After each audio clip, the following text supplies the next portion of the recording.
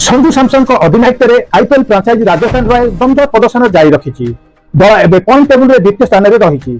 IPL 56तम मुकाबला Delhi Capitals ठारू 20 run परास्त होती सैमसन राजस्थान रॉयल्स सहित प्ले ऑफ जीवाक आशा उज्जीवित रखी ऋषभ पंत दिल्ली कैपिटल। राजस्थान पराजय सत्वे अधिनायक संजू सैमसन रेकर्ड कर अवश्य सप्तम हासिल करने वंचित होते किंतु 86 रन इनिंग्स खेली दल पर बेस उपयोगी साब्यस्त होता। दिल्ली विपक्ष में 86 रन इनिंग्स खेली महेंद्र सिंह धोनी विराट कोहली और रोहित शर्मा को पछरे पकाई Sanju Samson 86 ball 86 run innings खेली बड़ बड़ हस्ती रेकर्ड भांगी संजू सैमसन। 86 रन विस्फोरक इनिंग्स 8टी चौका और 6टी छक्का सामिल थिला।